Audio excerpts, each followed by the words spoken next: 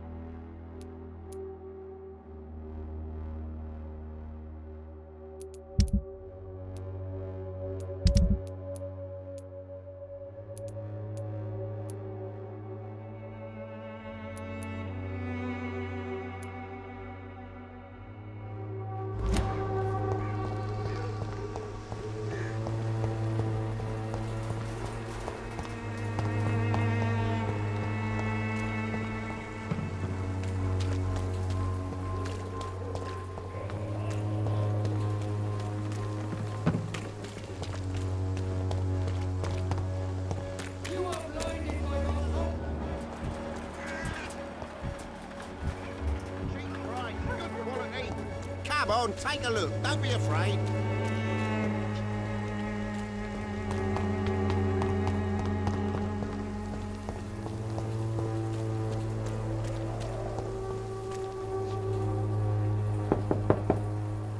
Mr. Petrescu, just 1 minute, please. You again. Go away. Sir, wait. Stop this nonsense. I know Nurse Crane is here. Shall we speak man to man, you and I? All right. Speak up. Don't you see we're on the same side? We fight to help the poor, sick, and abandoned. I'm nothing like you, Mr. Doctor. Yes, you are. You too believe in providing medical care without charge. You know what we have to sacrifice to make the world a better place. I have to admit your words have conviction. All right, I'll let you see Dorothea. Don't make me regret this, though.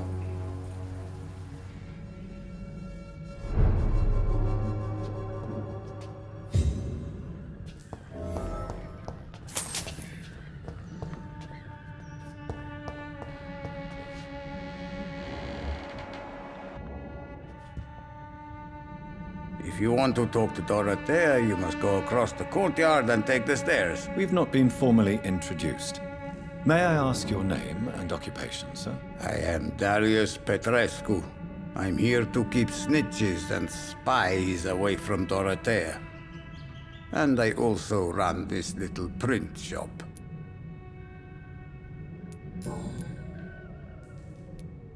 So Dorothy's real name is not Crane? Like myself and many people in this area, Dorothea is from occupied Romania. That's all you need to know. She seems important to the community. More than you can imagine. The West End does not want to hear of Whitechapel's misery. Dorothea is one of the few doing something about it. Tell me everything you know about Camellia, the mute florist. I do not believe in the afterlife, Doctor, but I'm almost convinced Camellia is an angel. She volunteered to give out our medical leaflets.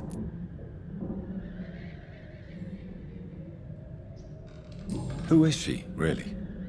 Do you know where she's from? She's not from around here, that's all we know. Camellia is not even her name. It's her favorite flower. You say she has no close family? Well, there's that awful poet who constantly follows her around like a lost puppy. A good man for sure, but a very poor writer. Are you not worried for her safety? She is as brave as she is tough, and clever too. If only I had met her when I was younger. Are you in love with Camellia, Mr. Petrescu? Don't be stupid. If I had met her when I was younger, we could have won our revolution.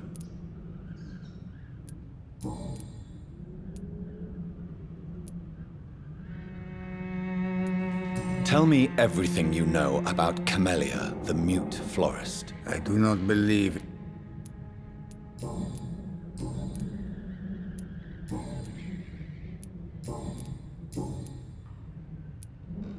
Do you have any family left, Mr. Petrescu?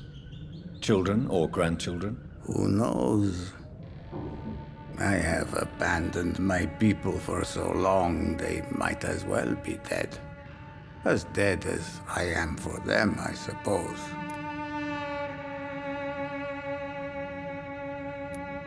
Don't be embarrassed, sir.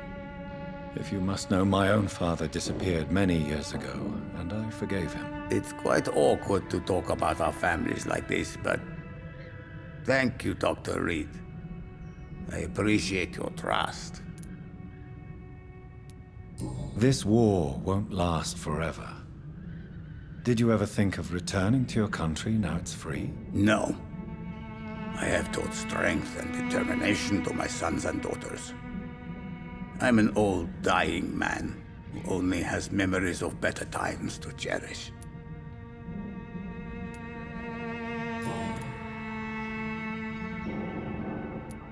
How did you meet Nurse Crane, Darius? Why does she trust you? I'm her oldest friend in England. Dorothea and I share many ideas about this country and about the country we left. You mean occupied Romania, don't you?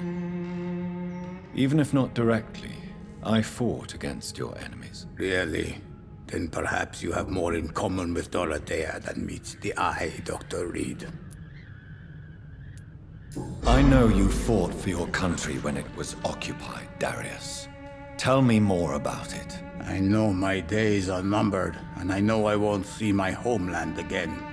But I fought for Romania all my life, and I will until my last breath. But Romania escaped the grasp of the Austro-Hungarian Empire.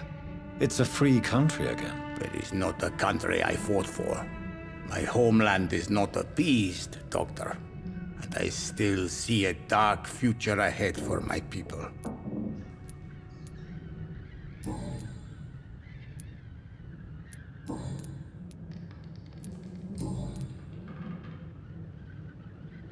Do you need some help, Mr. Petrescu? I am very tired, but that is all.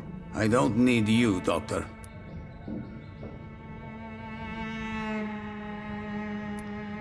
Well, if you feel all right, that's fine. Goodbye, Mr. Petrescu.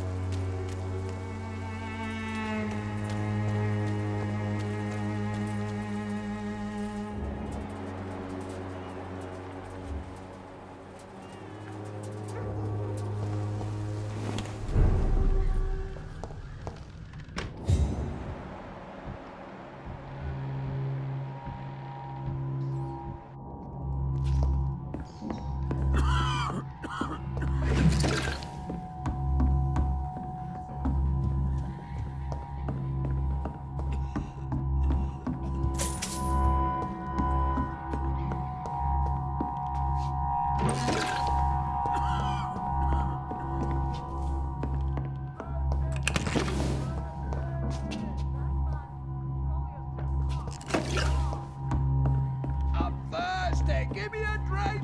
Rosvan, can you hear my voice?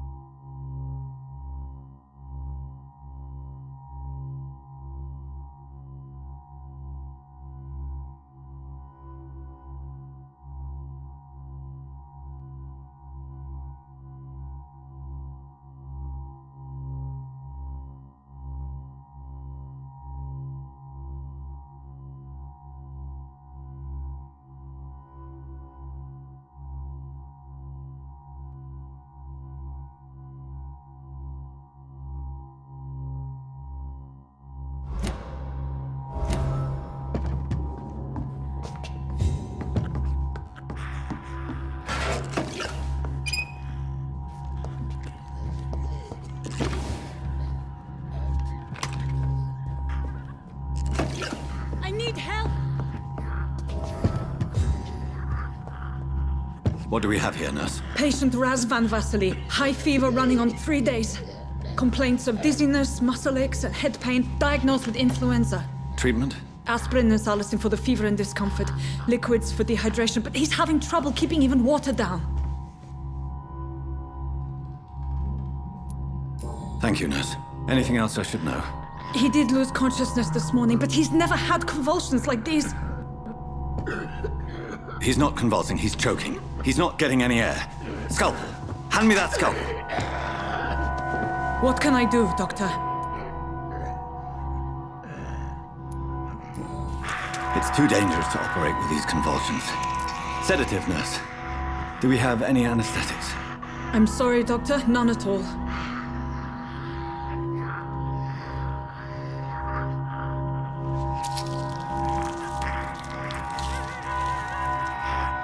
I need to perform a tracheostomy. Short pipe. That rubber tube will do. We're going to cut a passage for air through the neck. Yes, Doctor. He's breathing again, but he's coughing up blood. Internal hemorrhaging. I need to make another incision into the chest cavity to drain the fluids from the lung. Prepare another tube. A thoracostomy. Doctor, we've nothing to fight the infection. We need an aseptic environment.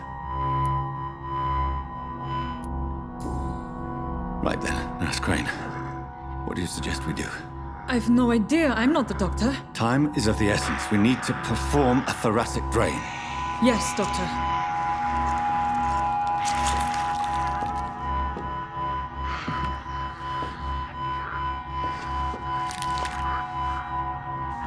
He's still bleeding, Doctor. I'm losing his pulse. The drain must have punctured the intercostal artery. There's too much blood.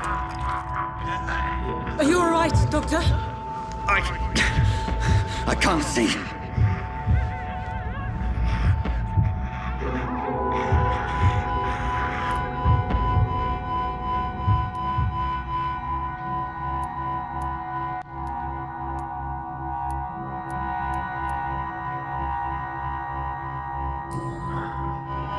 I must first suture the artery. Find the wound. The source of the blood. Needle and thread, Doctor. Good. The stitches are holding. How's he doing? We're losing him. We've lost his pulse. He's dying, Doctor!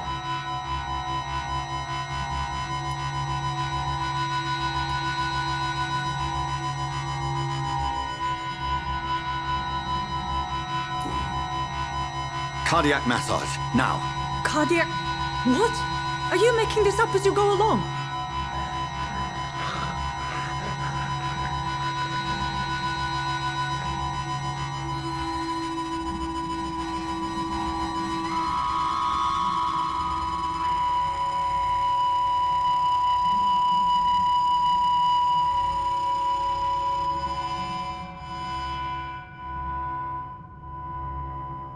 We've lost the pulse. He's gone, Doctor. Nurse, we did everything we could. Truly? Everything you could. Is that how you'll report this in your log? Is this how the war went? Piling up one poor corpse beside the next? This was not an influenza-induced seizure. I've never seen symptoms like these on the continent. Neither have I. But the previous symptoms leading up to this attack were the same, indistinguishable from the epidemic. No. There was something more vile in these reactions. Something primitive. There have been numerous reports of mental breakdowns caused by the fever that accompanies the flu itself, Doctor. Yes, but... I'd best take some samples of the blood for analysis.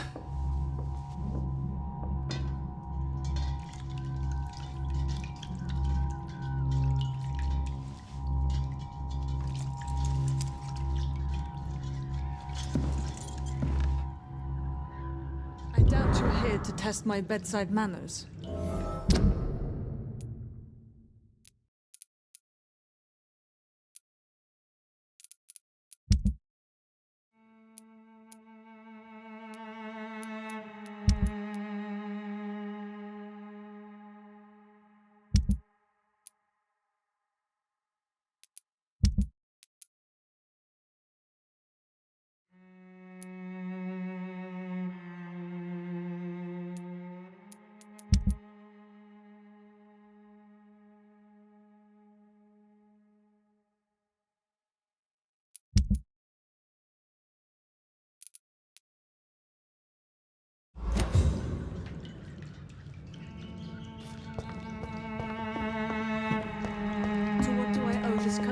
It's locked.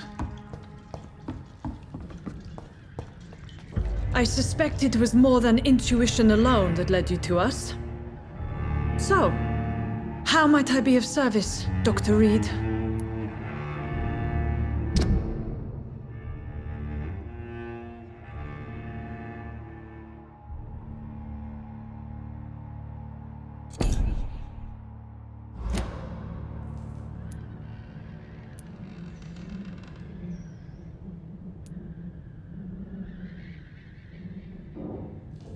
Your heart might be in the right place, but you can't carry on with this blackmail. For God's sake, Dorothy, it's extortion. It's a serious crime. Doctor, you think your warnings scare me? I've stolen and plied, blackmailed and lied, but what else am I to do? I'm all these people have.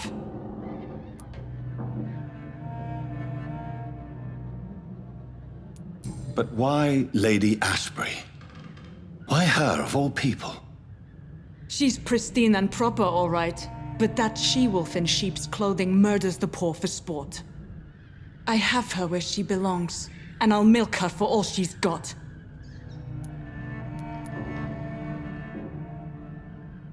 So, the end justifies the means. Is that your defense? I know you're kind, Doctor.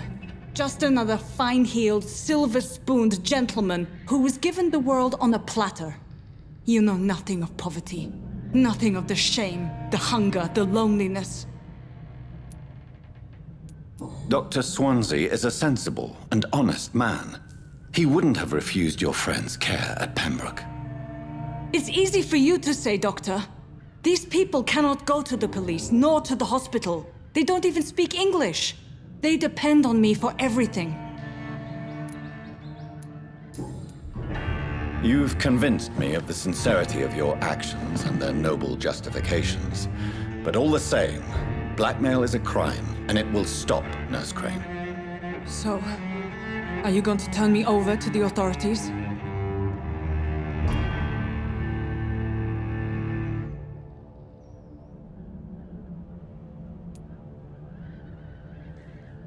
Listen very carefully, Dorothy. You will erase from your memory everything you pretend to know about Lady Ashbury and Pembroke Hospital. Let that rich bitch off the hook over my dead Nurse body. Crane, enough. Listen as if your life depended on every word. I know you've a generous heart who gives freely to those in need, but you shall walk away from the shadier streets of your business. I will never abandon... Dorothy, the discussion has come to a close. Your clandestine activities in the Resistance are over. Let it go. I'll let it go. Yes. All gone.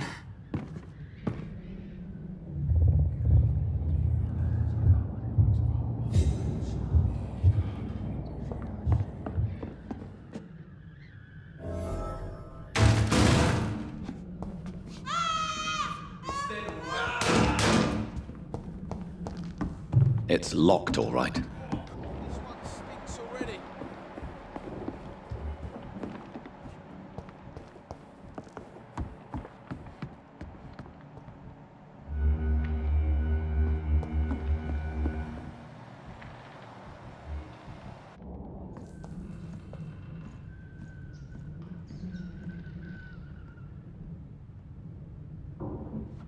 Flu killed this one.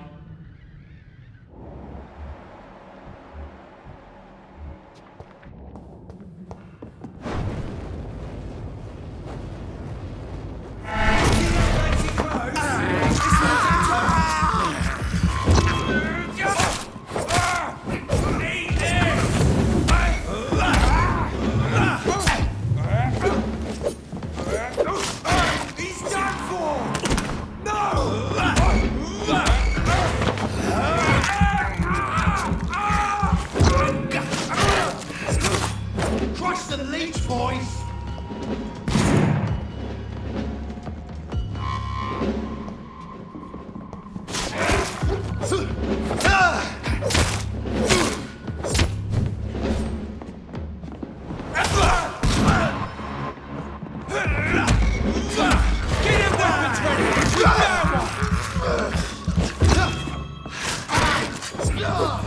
He's too fucking fast!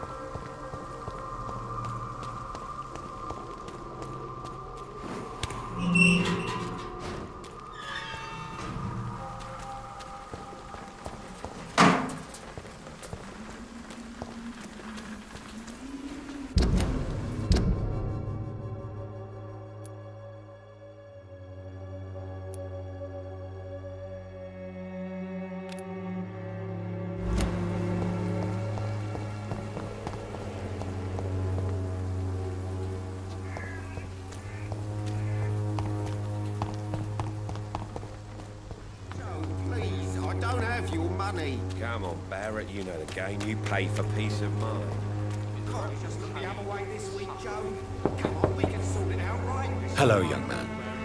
I'm Dr. Reed, and I would like to ask you a few questions. May I enter, please? Sorry, no, sir. My father does not like people entering our house, you see.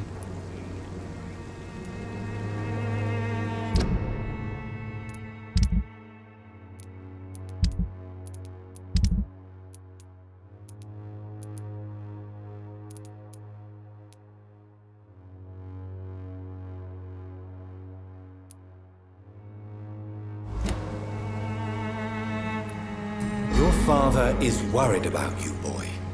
He asked me to look for you. So my father actually worries about me then? Okay then. Come on in. I'm Harry, by the way. Is there only pain and suffering in this world?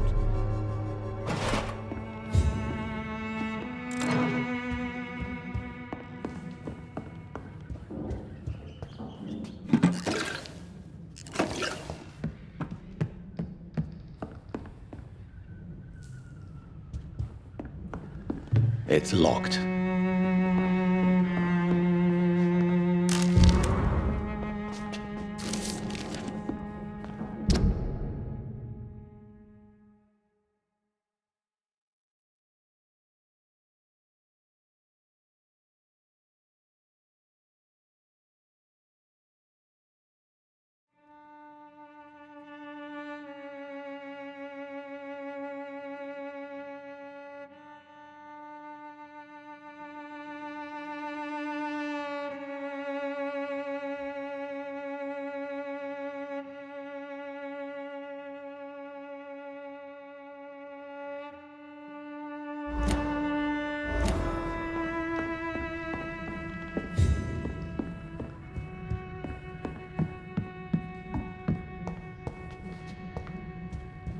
Even my dreams are soaked with gloom.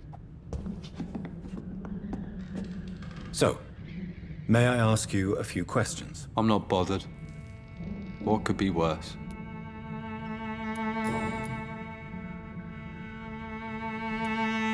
How do you feel? I'm fine. I mean, it's not easy every day, but I'm fine. I'm just tired of being sick all the time. If only I could be tough, like... Well, you know. Speaking of which, what can you tell me about your father? My father is an idiot who makes idiot things. That's all I have to say.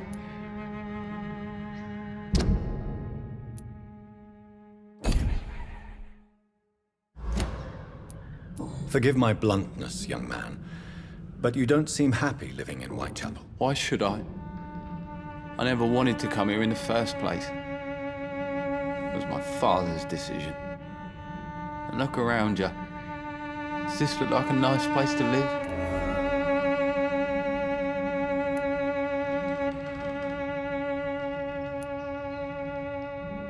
I'm sure your father did his best when he found this house. Times are tough for everyone, young man. That's exactly what my father says. Harry, you should be grateful for what you've got. But I wasn't even consulted when we moved here. If life here is so terrible for you, why don't you just leave this place? Have you ever spoken to your father about it? I don't go outside. It terrifies me so. I went outside once without my father noticing and I saw terrible things. Bloody and frightening things. So that's why you stay at home all day? For fear of the epidemic? I'm not afraid of disease or death, Dr. Reed. It's the living I'm afraid of.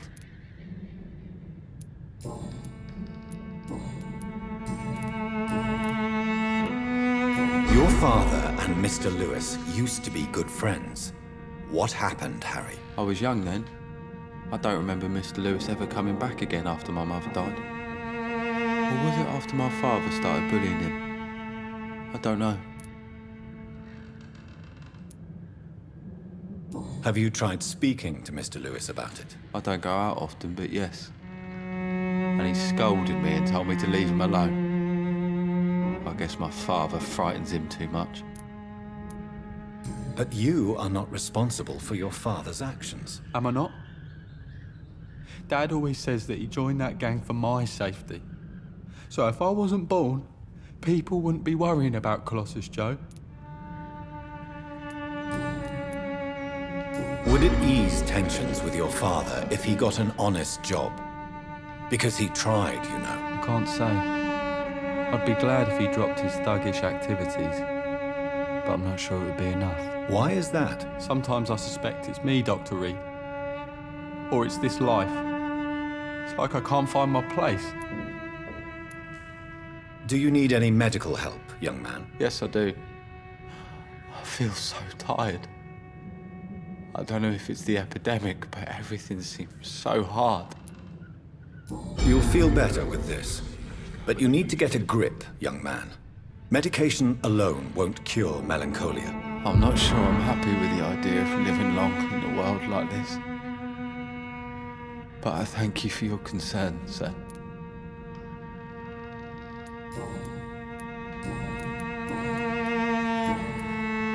Goodbye, young man. Take care of yourself. Even my dreams are soaked with gloom.